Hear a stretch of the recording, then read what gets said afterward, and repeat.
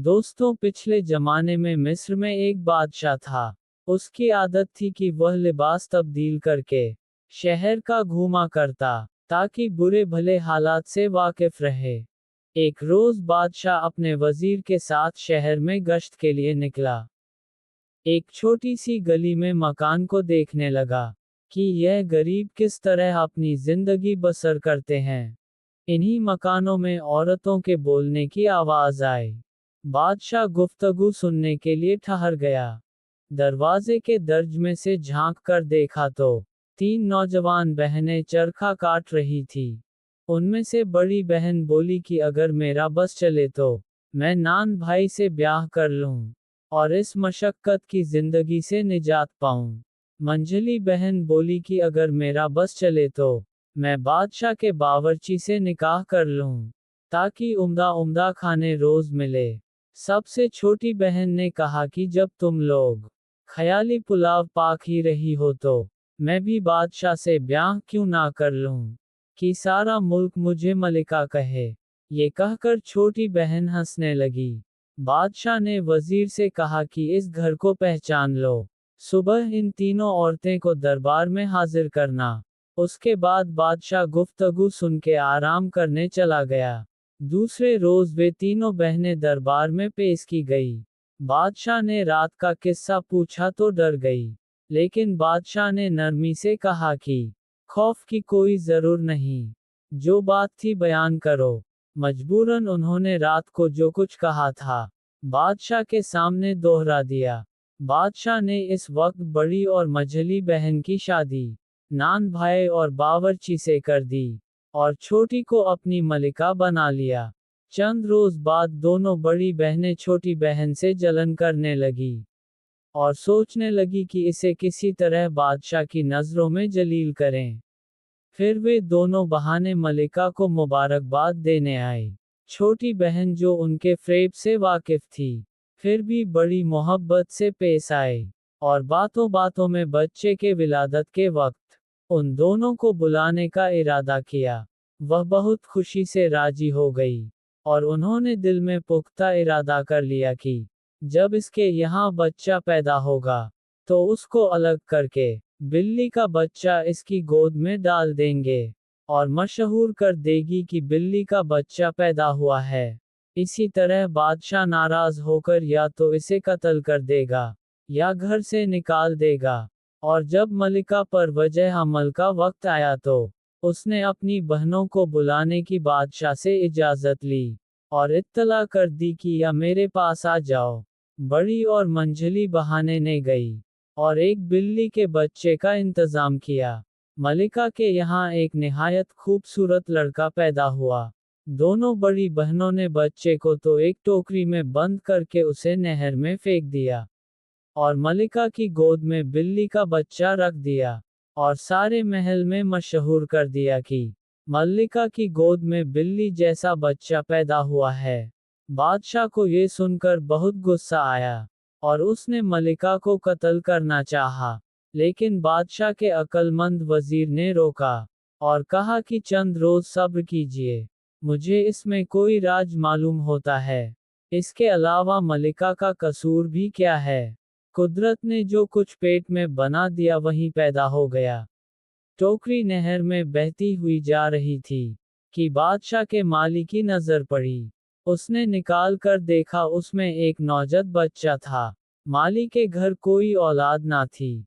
वह खुशी खुशी बच्चे को लेकर घर आया और अपनी बीबी के हवाले कर दिया। माली की बीबी ने अपने ही बच्चे की तरह उसे पालना शुरू कर दिया।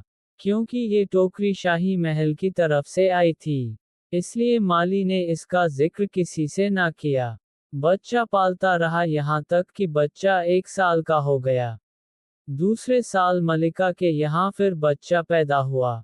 बदनसीबी मलिका ने अपनी बहनों को इस मर्तबा भी बुलाया, लेकिन अब की बार उन्होंने मुर्दा कुत्ते का पिल्ला डालकर मशहूर कर दिया कि मुर्दा कुत्ते का बच्चा पैदा हुआ है और असली लड़का टोकरी में डालकर नहर में बहा दिया और इत्तेफाकन उसे भी माली ने पकड़ लिया और अपने घर परवरिश करने लगा।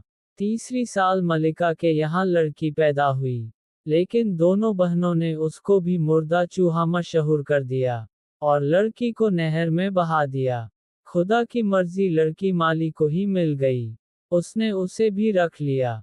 बादशाह ने नाराज होकर मलिका को एक लोहे के पिंजरे में बंद करके शहर की मस्जिद के दरवाजे पर रखवा दिया, ताकि वह आने वाले उसके मुंह पर थूके। जो इनकार करें उसका कत्ल कर दिया जाए। लोग मजबूरन मलिका के मुंह पर थूकते और बादशाह के जुल्म को बड़ा समझते। तीनों बच्चे माली के यहाँ परवरिश पाते रहे। माली ने तीनों बच्चों का तालीम और तरबियत शहजादों जैसी करवाई। बड़े लड़के का नाम माली ने शहजाद, छोटे भाई का परवेज और लड़की का नाम परिजाद रखा। कुछ दिन बाद इत्तेफाक से मालिन बीमार होकर मर गई। बच्चों को इतना ही दुख हुआ जितना कि माँ का होता है, क्योंकि वह इसी को माँ समझते थे। इस बीच सब पढ़ लिख कर जवान हो गए। माली भी रुपए पैसे वाला हो गया। उसने बादशाह की इजाजत से एक महल तामीर करवाया और एक बहुत बड़ा बाग बनवाया, जिसमें एक चिड़िया खाना भी था, और तीनों बच्चों के साथ उसमें रहने लगा। अभी यहाँ रहते ज्यादा दिन नहीं हुए थे कि माली बीमार हो गया, और कुछ दिन बीमार रहने के बाद मर गया। बच्चे बहुत ही परेशान हुए, लेकिन क्या हो सकता था, आखिर सब्र करके बैठ गए। जब दोनों भाई शिकार के लिए जाते, तब परिजात बाग में अपना मन बहलाती या कभी गाना गाती। इत्तेफाकन मलिका की बड़ी बहनों को भी उनका पता चल गया और वह भड़क उठी। उन्होंने आपस में मशवरा किया कि मल्लिका का तो खूब इंतजाम हो गया, लेकिन अगर बच्चे जिंदा रहे तो मुमकिन है किसी वक्त राज खुल जाए। लिहाजा उन्होंने एक कुटनी को बुलाकर अपना मंशा जाहिर किया। कुटनी कहने लगी, तुम निफिक्र रखो, मैं इनको ऐसे तरीके से यहाँ से हटाऊंगी कि किसी को कानो कान खबर ना होने पाएगी। एक रोज शहजाद और परवेज शिकार को गए। कुटनी उनके घर आए और परिजात से नमाज की इजाजत लेकर वजू करके नमाज पढ़ने लगी। परिजात कुटनी की नेकी से मुतासिर हुई और बाइसरार खाना खिलाकर अपने साथ बाग दिखाने ले गई।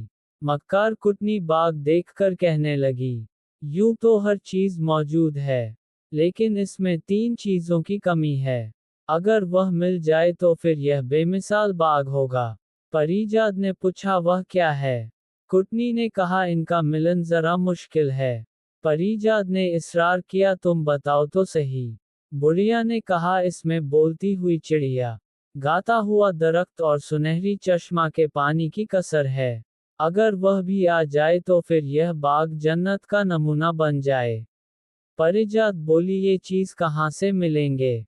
तब कुटनी ने कहा कि यहाँ से 25 रोज की मंजिल पर हिंदुस्तान की सरहद पर जो पहले आदमी मिलेगा वह रास्ता बता सकता है। अगर हिम्मत वाला आदमी हो तो जरूर इन सब चीजों को ला सकता है, वरना यूं लाखों आदमी दुनिया में भेड़ बकरियों की तरह फिर रहे हैं। कुटनी बुढ़िया शौक की आग भड़काकर रफू चक्कर हो गई, लेकिन परिजात एक गहरी सोच में पड़ गई। शाम को जब दोनों भाई शिकार से वापस आए, तो बहन को फिक्रमंद पाया। हाल पूछा तो उसने तमाम कैफियत बयान की। शहजाद ने कहा कि तुम इतना रंज क्यों करती हो, मैं जाता हूँ ये सब चीज ले आऊंगा। अगले रोज शहजाद सफर को तैयार हुआ और बहन को एक खंजर निकाल कर दिया कि यह मेरी निशानी है, जब तक ये साथ है समझना मैं खैरियत में हूँ। जब देखो कि यह मैला हो गया है तो उस वक्त समझ लेना कि मुझे कोई मुसीबत पेश आई है, और अगर खून आ जाए तो समझ लेना कि मैं अब इस दुनिया में नहीं रहा। उसके बाद भाई बहन से रुखसत होकर 25 रोज तक इसी रास्ते पर चलता रहा जो कुटनी ने बताया था। 25वें रोज सरहद हिंदुस्तान पर उसे कुटिया नजर आई। वहां पहुंच तो देखा अंदर एक फकीर बैठा है और उसका चेहरा बालों से छुपा हुआ है। शहजाद ने जेब से कैंची निकालकर फकीर का खाद बनाया और फिर अदब से सलाम किया। फकीर खुश हुआ और कहने लगा, यहाँ कैसे आना हुआ? शहजाद ने अपना मुद्दा बयान किया और कहा वह अपनी बहन के लिए बोलती चिड़िया, गाने वाला दरख्त और सुनहरी चश्मे के पानी की तलाश में है। फकीर ने एक सरदाह भारी और कहा, बेटा मुझे रास्ता तो मालूम है, लेकिन वहाँ खतरा बहुत है, क्योंकि तुमने मेरी खिदमत की है, इसलिए मैं तुम्हें इस काम से मना करता हूँ। क्योंकि बहुत से आदमी इस तलाश में गए, लेकिन वापस कोई न आया। शहजाद ने इजरार किया तो फकीर ने अपनी गुदगुदी से एक गेंद निकाल कर दी और कहा, इसको जमीन पर डाल दो और खुद उसके पीछे रवाना हो जाना। जहां ये गेंद रुक जाए तुम भी घोड़े पर से उतर जाना। सामने एक पहाड़ होगा तो उस पहाड़ पर चढ़ जाना। जब तुम पहाड़ पर चढ़ोगे तो हर तरफ से अजीबो गरीब आवाजें आएंगे और तुम्हें अपनी तरफ आकर्षित करेंगे। लेकिन अगर तुमने पीछे मुड़कर देखा तो तुरंत पत्थर के हो जाओगे, और अगर आगे चले गए तो तुम्हारे मतलब की चीज मौजूद होंगी और तुम उन्हें लेकर चले आना। शहजाद ने फकीर का शुक्रिया अदा किया और गेंद जमीन पर डालकर खुद उसके पीछे रवाना हुआ। गेंद पहाड़ के दरमियान में जाकर ठहर गई। शहजाद घोड़े से उतरा और पहाड़ पर चढ़ने लगा। अभी चंद ही कदम चला था कि चारों तरफ से शोर मच गया, गालियों की आवाजें आने लगी। लेकिन शहजाद सब कुछ सुनता रहा और आगे बढ़ता रहा। जब ऊपर चढ़ा तो गालियां सुनकर शहजाद का खून खौल उठा। चंद कदम और आगे बढ़ा तो बिल्कुल बराबर से किसी ने बड़ी सख्त गाली दी और शहजाद तलवार लेकर पलटा तो वहां कुछ ना था, लेकिन वह खुद पत्थर का हो गया। पारिजात रोज शहजाद का खंजर देखती और उसकी सलामती की दुआएं मांगती। एक रोज पारिजात दिन में खंजर उठाकर देखी तो वह चमक रहा था। इसी तरह शाम हो गई। प्रवेश बाहर से आया तो कहने लगा, शहजाद भाई का खंजर मुझे दिखाना, मेरा जी खुद बैठा जा रहा है। पारिजात अंदर से खंजर लाए और म्यान से निकाला तो वह बिल्कुल सियाह हो चुका था। ये देखकर पारिजात रोने लगी और परवेज से कहा, जरूर भाई शहजाद पर कोई मुसीबत आन पड़ी है, क्योंकि खंजर मैला है। खुदा का शुक्र है कि वह अभी जिंदा है। परवेज बड़ा परेशान हुआ और बहन को समझाने लगा, मैं शहजाद की तलाश में जाता हूँ। पारिजात ने कहा, भाई मैं अकेली कैसे रहूंगी। परवेज कहने लगा, मैं तुम्हें खुदा के सुपुर्द करके जा रहा हूँ, लेकिन सोचो अगर इस वक्त शहजाद की मदद ना की गई तो उसका क्या असर होगा। उसके बाद दोनों बहन भाई मिलकर बहुत रोए। परवेज ने अपने गले से मोतियों की माला उतार कर बहन को दी और उससे कहा, मेरी हालात का अंदाज होता रहेगा। जब तक यह अच्छी हालात में है मैं खैरियत से हूँ, और अगर इसके दाने एक दूसरे से जुड़ जाए तो मेरी मौत का दिन होगा। परजाट ने भाई का हार गले में पहन लिया और कहा, जाओ मैं तुम्हें खुदा के सुपुर्द करती हूँ। परवेज 24 दिन सफर के बाद 25वें रोज उसी फकीर की कुटिया पर पहुंचा और वही सवाल किया कि बोलती चिड़िया, गाता हुआ दरख्त और सुनहरी चश्मा का पानी लेने आया हूँ। फकीर ने समझाया कि बेटा क्यों अपनी जान देता है। चंद्र रोज हुए तेरा हम शक्ल नौजवान गया, लेकिन वापस नहीं आया, शायद पत्थर का हो गया। परवेज ने कहा, बाबा वह मेरा भाई था, अब मैं जरूर जाऊंगा या अपनी जान दूंगा या भाई का इंतकाम लूंगा। फकीर ने जब देखा कि यह नहीं मानता तो गेंद निकाल कर दी और कहा कि इसको डाल दो जमीन पर, इसके पीछे चले जाना, और सब कुछ समझा दिए। परवेज गेंद को जमीन पर डालकर इसके पीछे पीछे रवाना हुआ। गेंद पहाड़ के दमन में जाकर रुक गई। परवेज घोड़े से उतरकर पहाड़ पर चढ़ने लगा। ज्यों ही उसने कदम बढ़ाया, हर तरफ शोरगुल और गलियों की आवाजें उसका नाम ले लेकर उसे धमकाने लगी। परवेज अपने गुस्से पर काबू ना कर सका और तलवार लेकर पीछे पलटा ही था कि उसी वक्त पत्थर का हो गया। जिस वक्त वह पत्थर का हुआ, उसी वक्त पारिजात के गले में पड़ी हुई माला के दाने एक एक करके करीब हो गए। जिससे परिजात समझ गई कि दूसरे भाई प्रवेश पर भी कोई मुसीबत आन पड़ी है।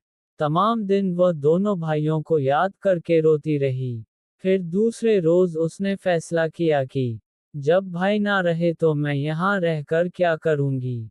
चुनांचे परिजात मर्दाना लिबास पहनकर घोड़े पर सवार हुई और अपने भाइयों की खोज में खुद चल पड़ी। 24 रोज के बाद 25वें रोज दरवेश के झोपड़ी में पहुंच गई और वहीं सवाल किया। दरवेश ने कहा, बेटी मुझे मालूम है कि तुम मर्द नहीं, फिर इतना बड़ा इरादा क्यों किया। इस रास्ते में तो कई जवान मर्द खत्म हो गए। परिजात ने हाथ बांध कर कहा, बाबा अभी चंद रोज हुए मेरे 2 भाई यहाँ आकर खो गए। अब मैं या तो उनका बदला लूंगी या यही खत्म हो जाऊंगी। उसे भी फकीर ने पहाड़ के सब इसरार बता दिए और एक गेंद निकाल कर परिजात को दी कि इसके पीछे चली जाओ, पहाड़ तक पहुंचकर ऊपर चली जाना। परिजात गेंद लेकर दरवेश को सलाम किया, फिर अपनी जेब से रुई निकालकर कानों में इस तरह ठुसी कि बिल्कुल कान बंद हो गए। ये देखकर दरवेश मुस्कुराया और कहने लगा, मालूम होता है कि बेटी तुम जरूर कामयाब हो जाओगी। ये तरकीब आज तक किसी की समझ में ना आई। इस तरह बेशक ना कान में आवाजें पड़ेंगी और ना तू धोखा खाओगी।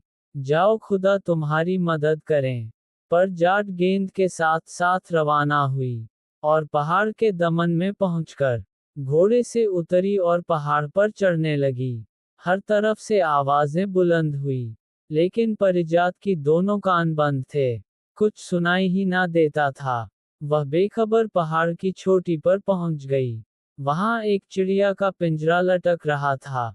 परिजात ने अपने कानों की रुई निकालकर सुना कि चिड़िया शोर मचा रही है, इसको पकड़ लो, यह चोर है। परिजात ने उसकी एक ना सुनी और बढ़कर उसका पिंजरा उतार लिया। चिड़िया खामोश हो गई, कुछ देर बाद बोली, अब मैं आपकी गुलाम हूँ। पर जाट ने कहा, गाने वाला दरख्त कहाँ है। चिड़िया ने उसका पता बताया और कहा, उसकी शाख तोड़ लो, वही काफी है। पर जाट ने उसकी शाख तोड़ ली। फिर सामने ही सुनहरी चश्मा का पानी रखा हुआ था। एक चांदी का घड़ा में पानी भर लिया। फिर परिजात ने चिड़िया से पूछा कि मेरे भाई जो पत्थर के हो गए हैं, किस तरह अच्छे होंगे। चिड़िया बोली, ये सब तिलिस्म का खेल है। इसी चश्मे का पानी डालो, फिर खुदा की कुदरत देखो। परिजात ने पहले अपने भाइयों को पहचान कर उन पर सुनहरी चश्मे का पानी छिड़का। वह इसी वक्त असली हालत में आ गए और बहन से मिलकर बहुत खुश हुए। उसके बाद तीनों ने मिलकर उन तमाम आदमियों पर चश्मे का पानी छिड़का जो पत्थर के बने हुए थे। पानी पड़ते ही सब के सब हम खुद से असली हालत में आ गए और परिजात का बेहद शुक्रिया अदा किया। उसके बाद सब पहाड़ के नीचे उतरे तो देखा कि घोड़े खड़े हैं, हिनहिना रहे हैं। सब ने अपने अपने घोड़े पहचाने और उन पर सवार होकर अपने अपने रास्ते पर चल पड़े। वहां आकर देखा ना तो फकीर था और ना उसकी कुटिया, साफ मैदान पड़ा हुआ था। परिजात अपने भाइयों के साथ अपने वतन रवाना हो गई। एक एक कर उसने अपने बाग में गाने वाले दरख्त की शक एक जगह पर लगा दी और एक उम्दा हौज में फुवारा तैयार करके उसमें सुनहरे चश्मा का पानी डाल दिया।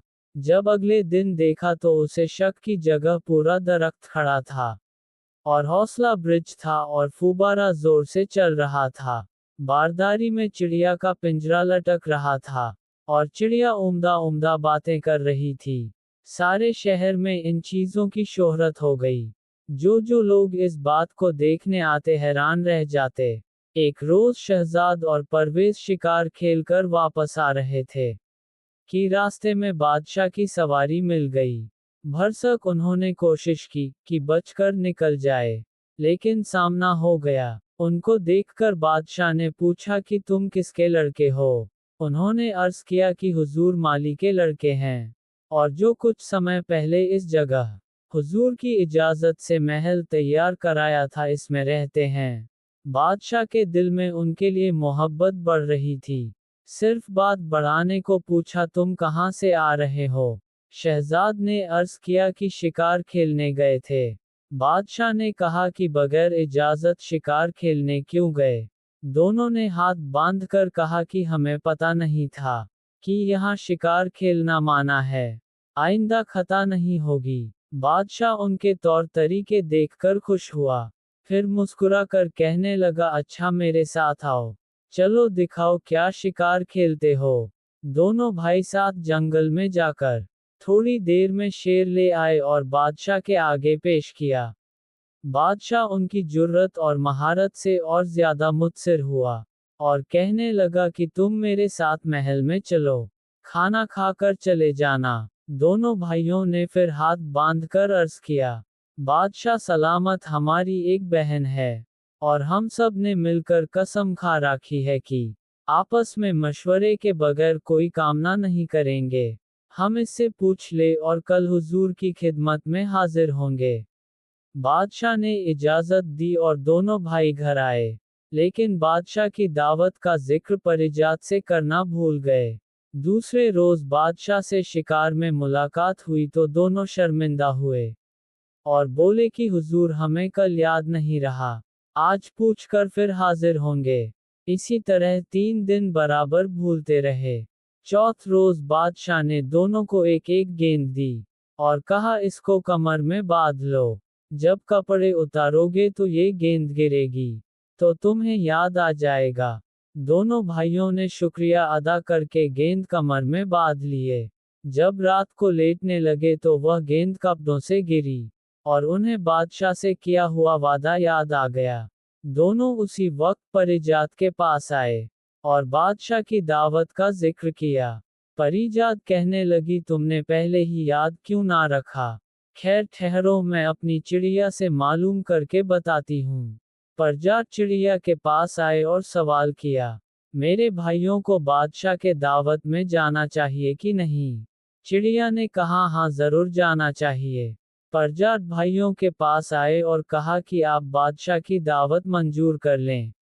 दूसरे रोज शहजाद और परवेज फिर शिकारगाह में बादशाह से मिले और कहा, हमारी बहन बहुत नाराज हुई कि हमने पहले दावत काबुल क्यों ना की। बादशाह ने हंसकर कहा, कोई बात नहीं, इसमें भी कुछ बेहतरीन है। फिर वह इन दोनों भाइयों को लेकर महल में दाखिल हुआ। रास्ते में लोगों ने देखा तो बहुत हैरान हुए कि यह कहाँ के शहजादे हैं। लोग उनके हुस्न और जमाल को देखकर खुश हुए। बादशाह शहजाद और परवेज को लेकर एक कमरे में आया। फिर दस्तरखान पर खाना चुना गया और सबने मिलकर खाना खाया। बादशाह की हालत ऐसी थी कि जी चाहता कि दोनों उसकी नजरों के सामने रहे। जब तक खाना खाया जाता रहा, बादशाह बराबर इनकी तरफ देखता रहा। खाने के बाद देर रात तक दोनों भाई बादशाह के मेहमान रहकर रुखसत होने लगे तो दरखास्त की कि कल जब हुजूर शिकार से वापस हो तो हमारे गरीब खाने को भी इज्जत दें। बादशाह इनकार ना कर सका और कहने लगा, बच्चों मैं जरूर तुम्हारे यहाँ चलूंगा। दोनों भाई अपने घर आए और सब किस्सा अपनी बहन परिजात को बताया। दूसरे रोज शहजाद और परवेज तो शिकारगाह में चले गए। परिजात चिड़िया के पास आए और कहने लगी, मेरी प्यारी चिड़िया, आज बादशाह की हमारे यहाँ दावत है, क्या खाना पकाना चाहिए? चिड़िया ने कहा, तुम्हारे पास अच्छे अच्छे बावर्ची हैं, उनको हुक्म दो कि अच्छे अच्छे खाने तैयार करें, लेकिन एक रकाब मोतियों की खीर जरूर पकाना। परिजात ने कहा, मोतियों की खीर कैसे पकेगी और इतने मोती कहाँ से आएंगे? चिड़िया बोली, बाग में फल दरख्त के नीचे खजाना है, जितने चाहे मोती निकाल लो। परिजात ने खुद जाकर खोदा तो वाकई बहुत सारा खजाना पड़ा था। उसने एक संदूक की मोतियों को निकाला और बावर्ची को बुलाकर मुख्तलिफ खाने पकाने का हुक्म दिया और साथ ही मोतियों की संदूक रखकर बावर्ची को कहा, इसकी खीर बनाओ। बावर्ची हैरान हो गया और कहा कि बेगम साहिबा, मोतियों की खीर किस तरह पकेगी और ये किस तरह खाई जाएगी? परिजात ने कहा, तुमको इससे क्या, तुम्हें जो हुक्म दिया है वह करो। शहजाद और प्रवेश तमाम दिन बादशाह के साथ शिकार खेलते रहे। शाम को जब वापसी का वक्त आया तो दोनों भाइयों ने बादशाह को रात का वादा याद दिलाया। बादशाह तैयार हो गया और शिकारगह से सीधा उनके घर आया। जब परिजात को मालूम हुआ कि बादशाह तशरीफ ले हैं, तो अपनी गनीज के साथ दौड़कर दरवाजे पर इस्तकबाल किया। बादशाह ने परिजात को देखा तो उसके सीने में एक हलचल उठी, जैसे शहजाद और प्रवेश को देखकर उठी थी।